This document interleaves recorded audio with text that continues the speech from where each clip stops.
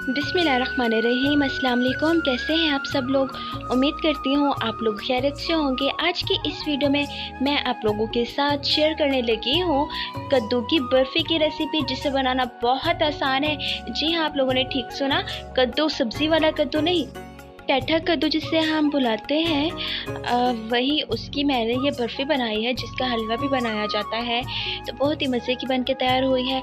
अब जैसे ईद आने वाली है, तो बड़ी ईद पर कुछ मीठा खाने को दिल करता है, तो आप ये बनाकर खाएं और घर आने वाले रिश्तेदारों को, मेहमानों को ये खिलाएंगे तो यकीन जाने उन्हें बहुत पसंद आएगी।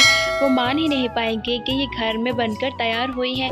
बहुत ही मज़े की बन के तैयार होती है। आप इसे अपनी मर्ज़ी के ड्राई फ्रूट से गार्निश करें, सिल्वर पेपर से इसे गार्निशिंग करें, अपनी मर्ज़ी के हिसाब से, अपनी पसंद के हिसाब से आप इसे डेकोरेट कर सकते हैं।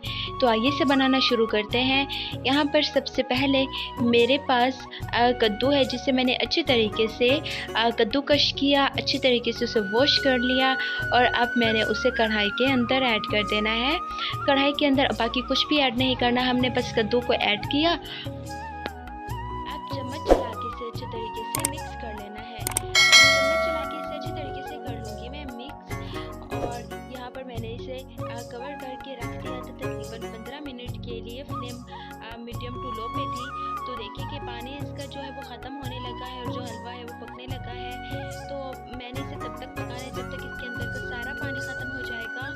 अच्छा, अब इसके अंदर हमने क्या करना है कि कुकिंग ऑयल ऐड कर देना है आप लोगों ने। उसके बाद आपने इसके अंदर टेस्ट के अकॉर्डिंग चीनी ऐड कर देनी है और फिर आपने अच्छे तरीके से इसे कर लेना है मिक्स।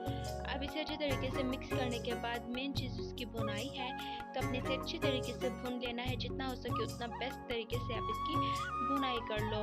तो अब आप लोग देख सकते हैं कि बहुत परफेक्ट तरीके से ये बन कर के तैयार हो रहा है।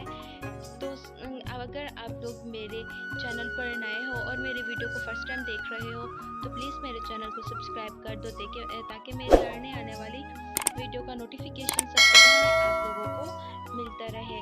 तो यहाँ पर अब मैंने इसके अंदर फुल फैट मिल्क ऐड कर देना है, और आपके पास जो घर की रखी मलाई होती है वो भी आप इसके अंदर ऐड कर सकते हैं। जो मैंने इसके अंदर मिल्क ऐड किया है वो फुल फैट है, और वो 1 किलो मैंने इसके अंदर दूध ऐड किया है। अब मैंने दूध के साथ इसे अच्छे तरीके से पका लेना है। दूध के साथ इसलिए पकाना है कि इसके अंदर खोए का टेस्ट और टेक्सचर आएगा। तो मैं अब इसे दूध के साथ प्रॉपर तरीके से भून रही हूँ। आपके पास देसी घी घर में अवेलेबल हो तो आप वो इसके अंदर 2 से 3 चम्मच के करीब ऐड कर सकते हैं। बड़ी अच्छी और खूबसूरत सी खुशबू आती है। तो जो ये हलवा है, ये जो बर्फ़ी का मिक्सचर है वो बन के तैयार हो चुका है। एक आपने अपनी मर्ज़ी का ट्रे लेना है जिसमें आपने इसे सेट करना हो, तो आपने इसके अंदर बड़े अच्छे तरीके से सेट कर लेना। और ये आपने तब करना है जब जो ये मिक्सचर है हमारे पास ये रूम टेम्परेचर पर आ चुका हो। तो यहाँ पर देखिए कि बहुत प्रॉपर तरीके से मैं इसे सेट कर चुकी हूँ, और मैंने इसे रख लेना है फ्रिज में 2 से 3 घंटे के लिए फ्रिज में सेट होने के लिए रखना है। और फिर उसके बाद देखिए कि कितना खूबसूरत तरीके से बन के तैयार हुआ है। बहुत ज़्यादा यमी टेक्सचर है, बिल्कुल इतना ज़्यादा मज़े का था, यकीन जाने कि कोई भी पहचान ही नहीं पा रहा था कि ये घर में बन के तैयार हुई है बर्फ़ी। तो आप इसे खूबसूरत करने के लिए दुल्हन की तरह सजा भी सकते हैं। ड्राई फ्रूट से इसकी गार्निशिंग करें, जो आपको पसंद हो उससे आप इसकी गार्निशिंग करें। यकीन जाने आपने अगर मेहमानों को ये दी ना, तो वो आपसे इसकी रेसिपी ज़रूर पूछेंगे।